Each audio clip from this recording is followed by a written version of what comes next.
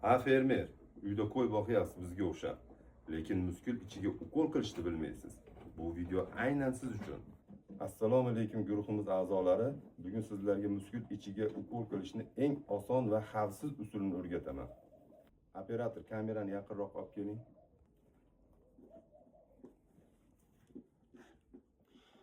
Qayerdan qilay?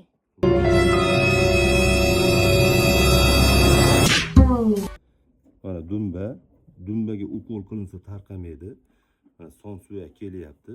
Shu son suyak tugagan joyidan 2 sm qochirib inyeksiya qilinadi. Mana.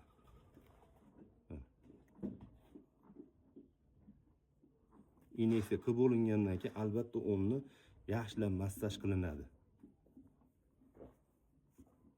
Yana eslataman.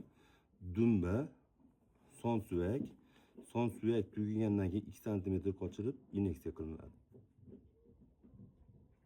Bu videoni chorva ishqibozlariga yuborib qo'ying, like bosing, komment yozing, bizni qo'llab-quvvatlashda davom eting.